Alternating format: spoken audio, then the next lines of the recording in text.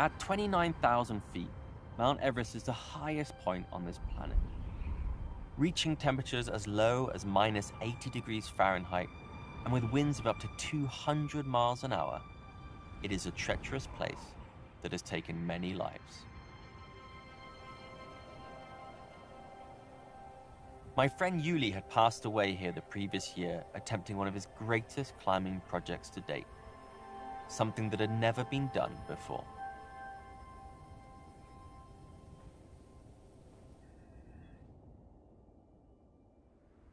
My name is John Griffith, and I will support and accompany Sherpa Tenji, Yuli's Nepalese climbing partner, as he attempts to finish off his mentor's last climb in his style. Yuli's original project was to climb both the world's highest and fifth highest mountain in a single go without the use of bottled oxygen. It requires a superhuman ability. Only 175 people have stood on Earth's highest point without the use of bottled oxygen. More people have been into space than accomplished this feat. Climbing both Mount Everest and Mount Lhotse will expose Tenji's body to an extraordinary amount of time in the death zone, an altitude that contains so little oxygen that his cells will literally start to die. And whilst Tenji has already climbed Mount Everest 4 times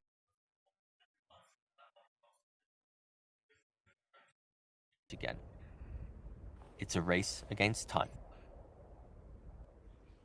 My name is Sherpa Tenji, and the high mountains of Nepal are my home. Yuli was my mentor. He taught me how to climb, and I joined him on many of his expeditions. It means a lot for me to try and finish off his vision. At the very least, I can try. Just for that, he would be happy. John and I's ascent of Everest begins in the foothills of the Himalayas. We leave the hustle and bustle of Nepal's capital city and land in a remote airstrip in the village of Lukla.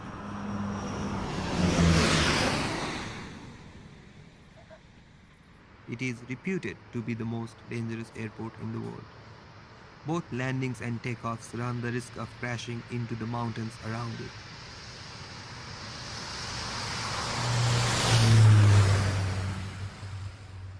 There is no room for error. Lukla is known as the gateway to the Himalayas. It's the lowest point for all trekkers and climbers, and where you stock up on provisions, porters and yaks for the 2 months journey ahead. Even at this relatively low altitude, you can start to feel the effects of the lack of oxygen in the air. Our trek to Everest takes us through dramatic scenery, remote mountains, villages and precipitous paths.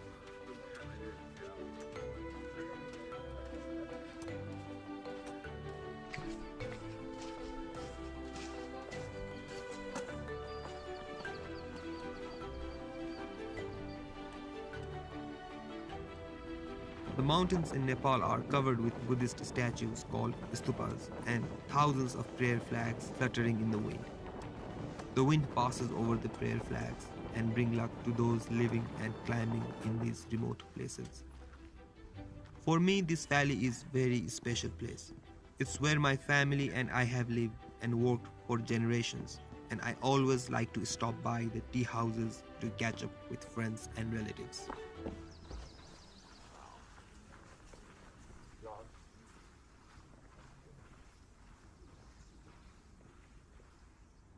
Located deep in the Khumbu Valley, an area in western Nepal, Everest towers over the surrounding landscape. It's so high that it penetrates into the jet stream winds, resulting in a near constant cloud plume of snow and moisture streaming from its summit. Before setting foot on Mount Everest, we must first take time to acclimatize our bodies to get used to the higher elevations and lack of oxygen. We will spend 4 weeks here acclimatizing our bodies by climbing smaller mountains and sleeping up high. Slow and steady wins the race. The lack of oxygen high up could shock our bodies irreversibly. It's a painful process at times. The body takes time to adapt and you feel weak and suffer from headaches and poor sleep until you do. The passage of time is slow up here, but you can't rush it. Patience is key. Wow, look at that view. As we summit our first peak, Tenji and I split ways. Tenji has already been acclimatizing for a while before I came out, and I need one more summit to try and catch up with him.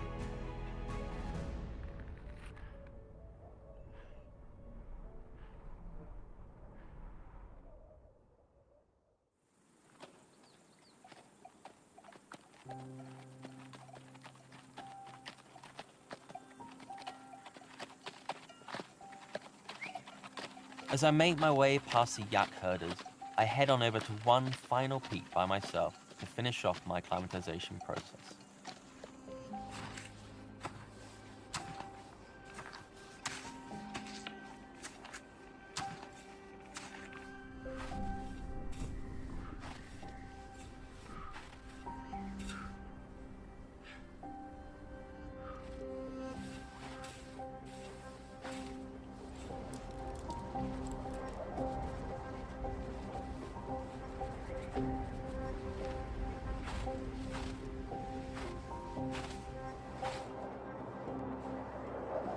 Now I'm ready. One day away from Everest base camp, reunited, Tenji and I pay our respects to Yuli at his stupa and lay out new Buddhist prayer flags. Surrounded by monuments to those that have died on Everest, it's a sobering reminder of our own mortality. There are so many unknown and uncontrollable dangers on the high mountains of the Himalaya. I hope that my name wouldn't join those around me. Yuli was one of the most accomplished climbers to have ever lived. A grim reminder that nowhere is safe on this mountain. As we round the corner into the final stretch, we walk past the last settlement and the highest one in the Khumbu Valley. A final outpost of tea houses right beneath the highest mountains on Earth. But for us, our journey has now changed, and it becomes a waiting game, trying to find the right weather window and conditions on the mountains to allow safe passage to the top. We set up our base camp and settle in. There is no rush. Tenji requires an exceptional weather window to attempt this challenge without bottled oxygen. We spend time climbing in the tumbling glacier at the base of Everest and adventuring on the lower reaches of the mountain.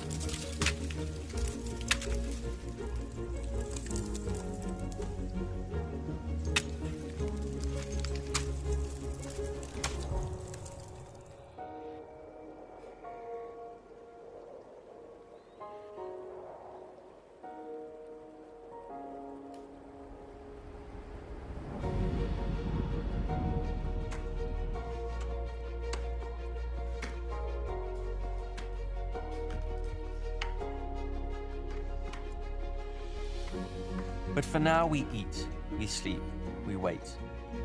I can't rush Tenji. Only he can decide when he feels ready. But we don't have much time left. The end of the short climbing season is drawing near. Soon the monsoon will arrive, and with it the jet stream winds that bring hurricane force winds on the mountain.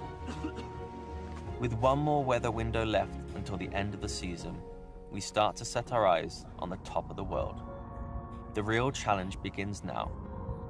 We can only hope that the weather is on our side.